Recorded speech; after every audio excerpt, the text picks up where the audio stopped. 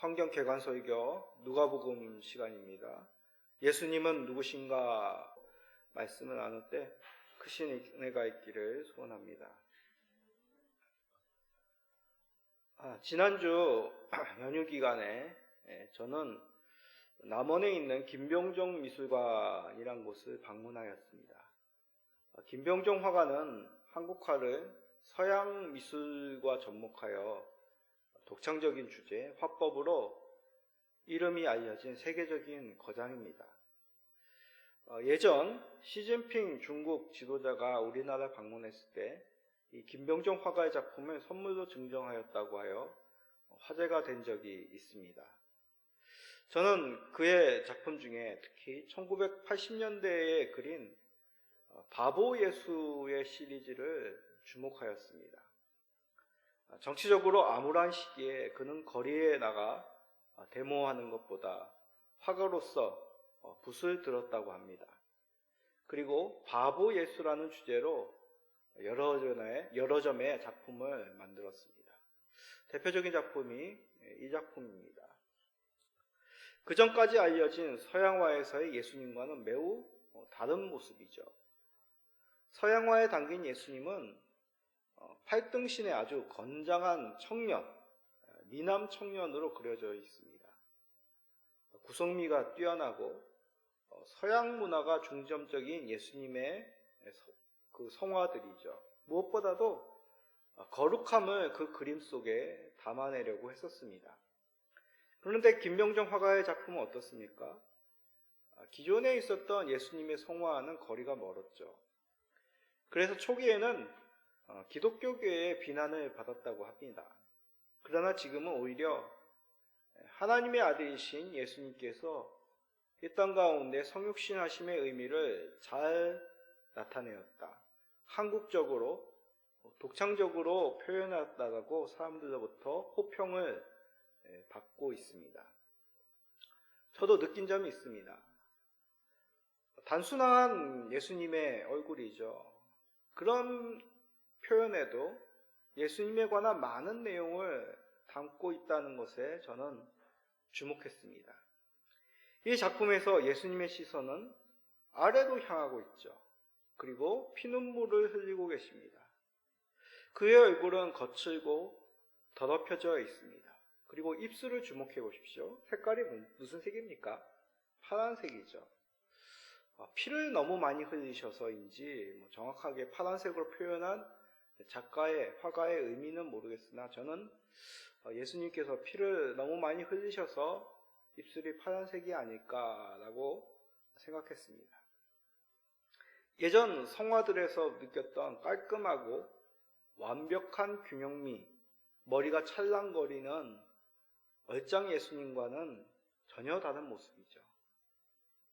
저는 성화 속에서 예수님 그런 모습은 바로 이런 얼짱 예수님, 잘생긴 예수님, 깨끗한 예수님, 거룩한 예수님, 일종의 예수님에 대한 고정관념이 있었습니다. 성도님들은 어떻습니까? 성도님들이 생각하시는 그 예수님, 늘 깔끔하고 거룩하고 아름다우신 예수님의 형상만 기억하십니까? 아니면 이 바보 예수의 그림과 같이 피를 흘리시고 더러워지시고 고단하신 모습의 예수님도 같이 생각하십니까? 우리의 신앙은 내가 바라는 것을 믿는 것이 아니라 있는 그대로 하나님께서 우리에게 알려주신 그 하나님을 믿는 것입니다. 어떤 종교보다도 우리는 기록된 말씀, 기록된 성경, 기록된 교리를 바탕으로 바른 신앙을 가져야 됩니다. 그러기에 자세한 연구, 자세한 경험, 그리고 자세한 역사가 성경에 그리고 여러 기록 가운데 우리들에게 전해지고 있습니다. 이는 어떤 합리적인 사고, 어떤 기록된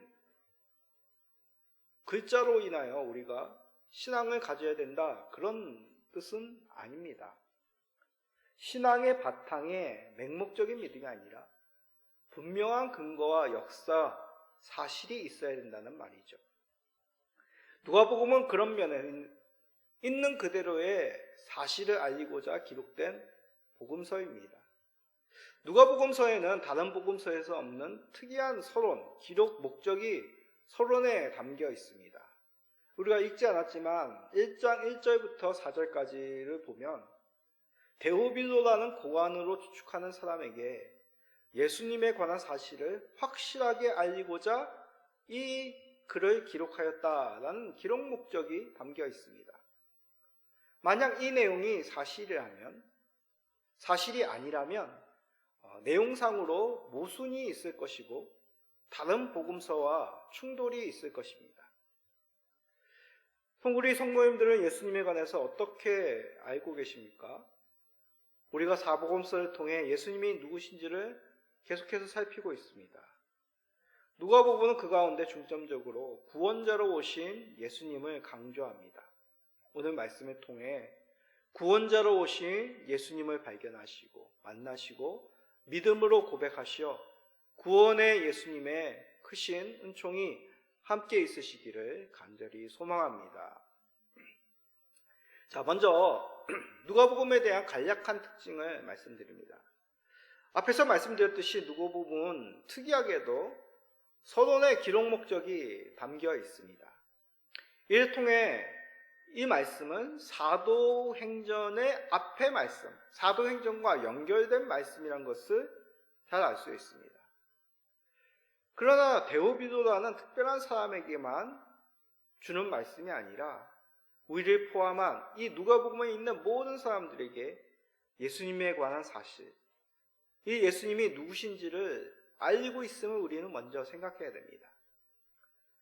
그래서 이 누가복음의 구성 또한 효과적으로 예수님을 알리고자 하는 구성으로 되어 있습니다. 예수님 탄생에 대한 예고부터 탄생, 공생의 사역, 예루살렘에서의 사역, 그리고 고난받으시고 부활하신 후에 부활 후에 제자들과의 기록, 이런 어떤 순서로 기록되어 독자들로 하여금 예수님을 따라 그 시선을 고정하면 그가 어떠한 분인지 충분히 알 수 있게끔 누가복음은 기록하여 우리들에게 전하고 있습니다. 우리가 누가복음을 읽으면 다른 복음서와 공통점도 발견합니다. 누가복음은 글자 60%가 마가복음과 공용하고 있습니다.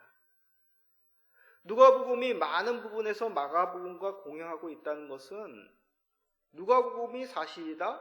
그러면 마가복음 또한 사실이다라는 것을 말하고 있는 것이죠. 왜냐하면 누가복음은 사실을 추적하여 기록하였다는 그런 서론이 있다고 하였죠. 그러기에 이 누가복음이 사실이라면 마가복음, 다른 복음서도 같은 내용의 기록이 있다면 그 또한 사실임을 안다는 얘기죠. 그럼 다른 40% 부분은 무엇입니까? 누가복음의 특별함입니다. 누가복음은 예수님의 구원 사역에 대해서 특별히 주목합니다. 세상에서 주목받지 못하고 누가복음을 읽어보면 어느 복음서보다도 많은 치유 사역과 또 비유가 자세히 그리고 길게 기록되어 있습니다.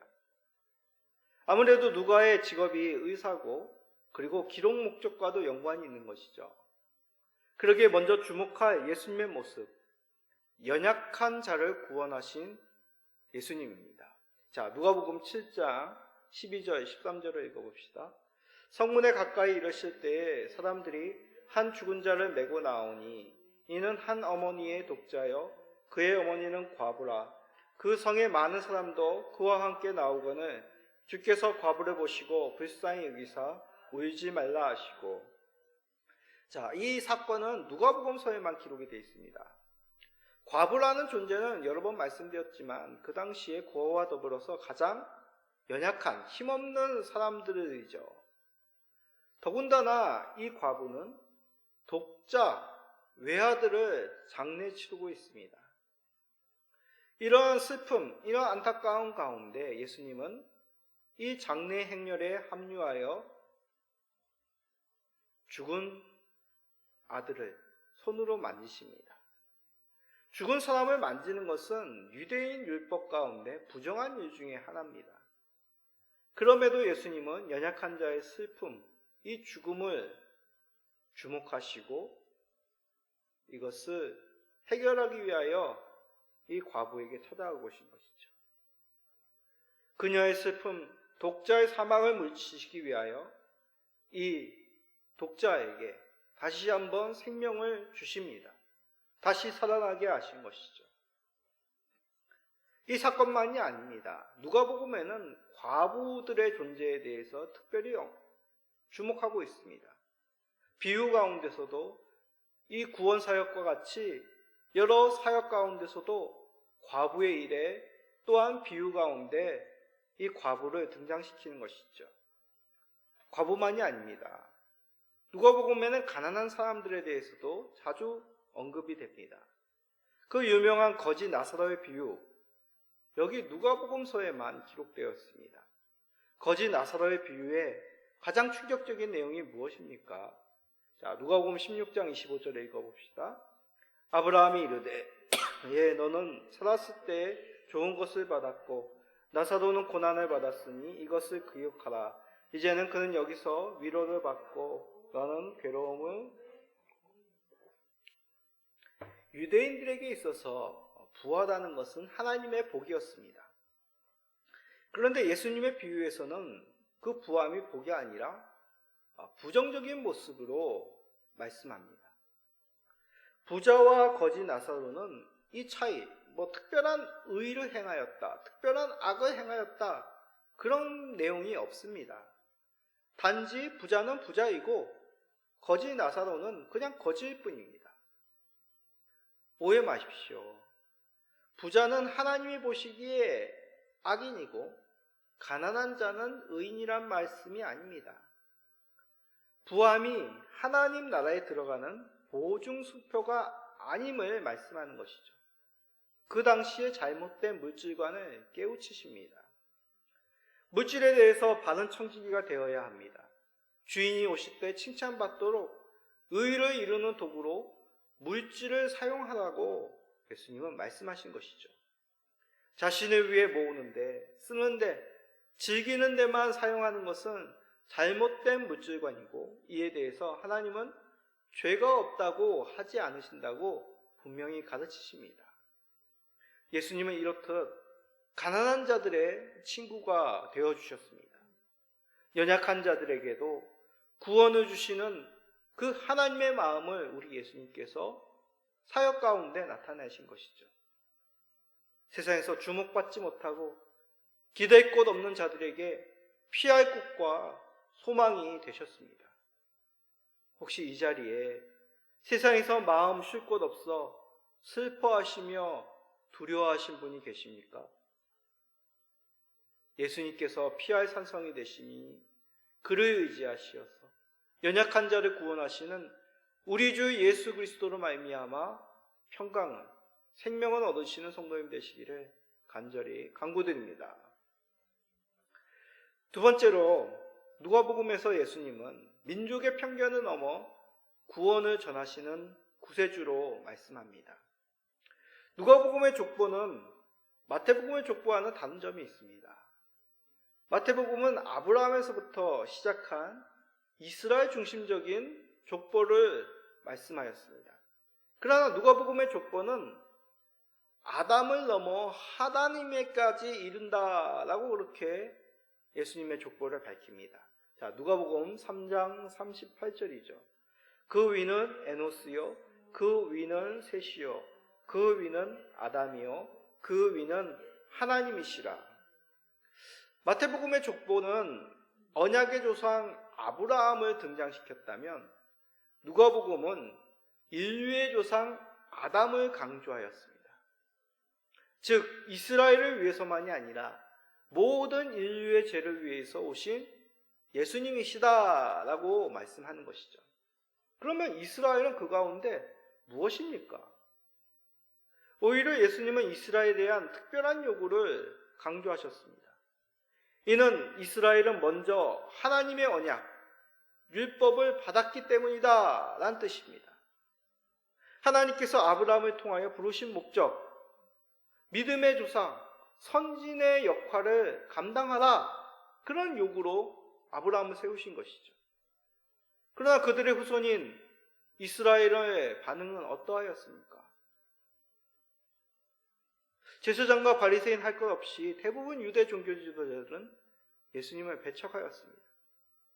그들의 배척에 대해서 예수님은 경고하신 것이죠. 누가복음 12장 47절 48절입니다. 주인의 뜻을 알고도 준비하지 아니하고 그 뜻대로 행하지 아니한 종은 많이 맞을 것이요 알지 못하고 맞을 일에 조행한 종은 적게 맞으리라. 무릇 많이 받은 자에게는 많이 요구할 것이요 많이 맡은 자에게는 많이 달라 할 것이니라. 여기서 많이 맡은 자, 많이 맡은 종이 누구겠습니까? 이스라엘이죠. 하나님은 이스라엘에게 많은 은혜를 주셨습니다. 말씀을 가르치시고 구원의 은혜를 주신 것이죠. 단적인 구속의 사역, 무엇이 기억나십니까? 출애굽 사건입니다. 어느 민족이 어미새가 새끼를 보듬어 그의 둥지에 들이듯이 약속의 땅으로 놀라운 자유의 선물을 허락받은 민족이 어디 있습니까? 하나님의 놀라운 구원의 은혜를 이스라엘이 받았습니다. 약속의 선물, 기업을, 이 가나안 땅을 받았죠. 이스라엘만 주신 축복입니다. 그러나 이스라엘은 어떠하였습니까? 그들의 역사 가운데 하나님은 분명하게 하나님의 돌보심과 구원의 경륜을 보여주셨건만 이들은 하나님이 보내신 구세주 예수 그리스도를 영접하지 않았죠. 이것에 대해서 예수님은 경고하신 것입니다. 그들이 당한 화를 예고하신 것이죠. 그리고 구원이 민족을 넘어 이방 민족에까지 이를 것이라고 예수님은 그의 사역 가운데 낱낱이 밝히셨습니다. 자, 누가복음 4장 26절, 27절입니다. 엘리야가 그 중 한 사람에게도 보내심을 받지 않고 오직 시돈 땅에 있는 사렙다의 한 과부에게 뿐이었으며 또 선지자 엘리사 때에 이스라엘에 많은 나비 형제가 있었을 때 그 중에 한 사람도 깨끗함을 얻지 못하고 오직 수리아 사람 나만 뿐이었느니라. 예수님께서 하신 이 나만 장군, 사렙다 과부에 받은 은혜들, 이것은 무엇을 뜻하는 것입니까? 예수님은 이 말씀을 공생의 초기에 회당에서 이사야 말씀을 읽은 후에 바리새인들, 랍비들에게, 유대인들에게 하신 말씀입니다. 하나님께서 그 구원을 민족을 넘어 이스라엘을 넘어 이방에까지 미치게 하셨다, 행하셨다라는 그런 뜻이죠. 이 말씀 속에는 이스라엘의 불신앙도 꼬집고 계시는 것입니다. 혈통만을 자랑하며 외식하였던 이스라엘을 책망하시며 오직 믿음으로 이들이 구원을 얻었다라고 말씀하시는 것이죠. 이제 중요한 것은 혈통이나 민족이 아닙니다.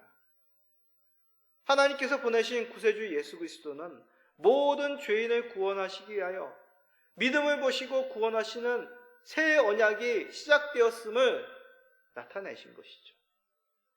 결코 이방인의 구속은, 믿음의 구원은 바울 사도가 만든 교리가 아닙니다. 하나님의 마음이셨고 그 마음을 시원케 하시기 위하여 예수님께서 이 회당에서 이 이스라엘에게 경고하시며 선포하신 새 언약인 것이죠. 우리는 그 가운데 은혜를 입은 자들입니다. 외국 선교사님들이 이 땅에 복음을 전한 이유가 무엇이겠습니까? 예수님의 이런 마음을 닮아 예수님과 같이 민족을 넘어 구원의 복음을 전한 것입니다. 이 말은 우리 모두가 선교사가 되라는 말이 아닙니다. 교회와 성도의 구원은 민족을 넘어 혈통을 넘어 선포되어야 된다는 뜻이죠. 선교사님의 사역을 위해서 기도합시다. 주변에 있는 이주민들에게 복음을 어떻게 전할지 선한 고민을 가집시다. 그 가운데 우리 교회는 참으로 특화된 교회가 아닐까 합니다. 이 지역이 고려인 특수지구이기 때문이죠. 고려인만이 아니라 여러 동남아시아인들이 가까이 있습니다. 이를 선한 열심을 품고 고민하시며 모든 민족을 넘어 믿음으로 말미암아 구원의 선물을 주신 예수님께 감사하며 그 받은 선물을 이웃들에게, 여러 민족들에게 나누어 줄 수 있는 우리 성도님 되시기를 간절히 부탁드립니다. 자, 마지막으로 우리 예수님은 잃어버린 자를 구원하시기 위하여 오셨습니다. 자, 그러면 질문을 해야 되겠죠. 잃어버린 자가 누구일까요? 오늘 읽은 본문에 잘 나와 있습니다. 오늘 읽은 본문은 무엇입니까? 그 유명한 삭개오 이야기입니다. 교회 학교 다녀보신 분들은 한 번쯤은 교회 학교에서 들어본 말씀이죠. 빠지지 않게 아이들에게 전하는 말씀, 가르치는 성경 공부, 삭개오, 키 작은 나무에 올라간 삭개오 이야기입니다. 삭개오는 우리가 잘 알다시피 세리장이죠. 부자입니다. 그런데 키가 작죠. 그는 예수님을 보고자 하였으나 키가 작아 많은 사람들 넘어 예수님을 볼 수 없었습니다. 그래서 근처 돌 무화과 나무에 올라갑니다. 그리고 예수님을 멀리서 지켜보죠. 예수님은 그런 삭개오를 발견하시고 다가오셔서 돌 무화과 나무 위에 올라간 삭개오를 부르십니다. 그리고 말씀하시기를 그의 집에, 너의 집에 오늘 함께 거하겠다라며 말씀하십니다. 이 말에 주변에 있던 사람들, 제자들은 수군거립니다. 왜냐하면 그 당시 세리는 민족의 배신자, 로마의 앞잡이가 되어서 세금을 걷어들이는 사람인데 이 세리의 장입니다. 그 지역을 총괄하고 있는 우두머리 세리라는 얘기죠. 그러면 그 자리에 올라가기까지 얼마나 많은 세금을 거두며 또한 민족에게 배신되는 일을 로마의 앞에서 많은 일들을 하지 않았겠습니까? 경건한 유대인과는 거리가 먼 것이죠. 또한 이 삭개오는 키가 작은 사람입니다. 사람들이 얼마나 무시하겠습니까? 민족의 배신자일 뿐만 아니라 외모 또한 볼품없는 사람이었습니다. 그런 삭개오에게 우리 예수님이 찾아왔습니다. 그러자 이 삭개오는 너무나 기뻐 예수님께 이렇게 고백을 합니다. 나의 소유의 절반을 가난한 자들에게 주고 빼앗는 것이 있다면 갑절로 갚겠습니다. 이 삭개오의 대답은 율법에 근거한 보상의 원칙입니다. 이전에는 하나님의 말씀과 상관없이 민족을 배신하고 또한 사람들의 것을 과하게 거두어서 잘못된 부를 축적하는 그런 사람의 우두머리였습니다. 배신자요 부정한 사람이요 볼품없는 사람이라 수군거렸던 그가 예수님의 찾아오심으로 반응하여 이제 하나님의 말씀대로 살려고 하겠습니다 라고 고백하는 것이죠. 예수님은 삭개오를 알고 있었던 것입니다. 삭개오라고 이름을 부르시죠. 그가 어떤 사람인지 알고 있음에도 우리 예수님은 삭개오를 만나시고 그의 집에 함께 거하신다고 하십니다. 삭개오는 그런 예수님의 함께 자신의 집에 거한다는 얘기에 행하지 않았던 구제, 빼앗은 것에 대한 변상, 하나님의 말씀대로 이제 돌이켜 살 것을 다짐하며 고백합니다. 이것이 바로 잃어버린 자의 모습입니다. 삭개오가 바로 잃어버린 자죠. 하나님께로 돌아오는 사람, 예전에는 세상의 가치관으로 살았지만 돌이켜 이제 하나님의 가치관으로 살 것이라고 고백하는 사람, 주 예수님께 나와 이제 세상의 자식이 아니라 하나님의 아들로 살 것을 고백하는 사람, 그 사람이 바로 예수님이 찾아오신 잃어버린 자들입니다. 예수님이 말씀하시죠. 누가복음 19장 10절 읽어봅시다. 인자가 온 것은 잃어버린 자를 찾아 구원하려 함이니라. 잃어버린 자를 더 범위를 넓혀보십시오. 하나님께 나오고 싶었지만 무시당하여서 여러 일들로 나오지 못한 사람들이 잃어버린 자 아니겠습니까? 역시 누가복음에만 있는 내용인 바리새인과 세리의 그 성전에서의 기도의 모습 생각해 보십시오. 이 비유의 결론은 이렇습니다. 누가복음 18장 14절입니다. 내가 너희에게 이르노니 이에 저 바리새인이 아니고 이 사람이 의롭다 하심을 받고 그의 집으로 내려갔느니라. 무릇 자기를 높이는 자는 낮아지고 자기를 낮추는 자는 높아지리라 하시니라. 바리새인과 세리의 기도의 차이가 무엇입니까? 자신의 의를 하나님께 내세우느냐, 자신의 죄를 고백하느냐의 차이입니다. 이들은 요즘 현실에 대입하면 누가 과연 하나님이 보시기에 합당한 삶을 살았느냐, 그게 반문할 수 있죠. 바리새인은 실질적으로 하나님 백성답게 살았습니다. 구제도 하고 금식 기도도 하고 경건 생활만이 아니라 실질적으로 이웃들에게 도움을 주는 사람이었습니다. 그러나 세리는 어떻습니까? 기도는 합니다. 나는 죄인입니다. 나는 범죄하였습니다. 나는 도둑질하였습니다. 그러나 현실에서는 어떻게 살았는지 내용이 없습니다. 저는 아마도 또 내려가면 성전에서의 모습과 다른 삶을 살기 쉬운 환경이 아니었나 그렇게 생각합니다. 그런데 하나님은 누구를 옳게 보시겠냐 생각할 수 있죠. 그런데 이 비유는 어떤 주제 내용을 강조하기 위해서 구성한 내용입니다. 이 비유의 뜻, 하나님이 받으시는 사람, 하나님께 돌이키는 사람이라는 얘기입니다. 예수님은 완벽한 삶을 사는 사람을 구원하신 것이 아닙니다. 건강한 자에게 의원이 필요 없고 병든 자에게 필요하다고 하셨습니다. 예수님은 이 세리와 같이 실패하였지만 다시 한번 돌이켜 하나님께로 나아가는 자들의 편이 되어 주시고 그들을 구원하시기 위하여 독생자 예수 그리스도를 보내어 주셨죠. 우리 성도님들은 지난 한 주 어떤 실패를 하셨습니까? 자신의 인생을 돌아보면 너무나 한심하다고 느끼고 계십니까? 그렇다면 예수님께서 내 곁에 계시고 나를 보시며 빙그레 웃고 계시다는 뜻입니다. 진우야, 다시 한번 나에게로 와라. 나에게로 돌이켜 그 실패한 인생, 그 멀어지는 하나님 곁을 멀어지는 그 발걸음을 돌이켜 나에게로 온다면 내가 너를 구원해 줄게 라고 말씀하고 계신 것입니다. 발걸음을 옮겨 이제 예수님께로 돌이키십시오. 사랑하는 성도님, 예수님은 우리와 같은 연약하고 자랑할 것 없는 인생이지만 주님께 나오는 자를 맞아주십니다. 그들을 구원하시기 위하여 십자가를 지신 것이죠. 볼품없는 나를 위해 왕이신 예수님이 종이 되셨습니다. 세상을 심판하실 재판관이신 우리 예수님께서 낮아지셔서 바보 예수가 되셨습니다.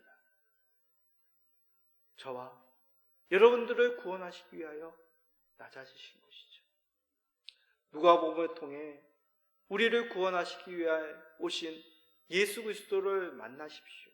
그리고 일평생 그와 함께 동행하시는 하나님의 자녀, 예수님의 친구가 되어주시기를 예수 그리스도의 이름으로 축복드리며 소망합니다. 아멘.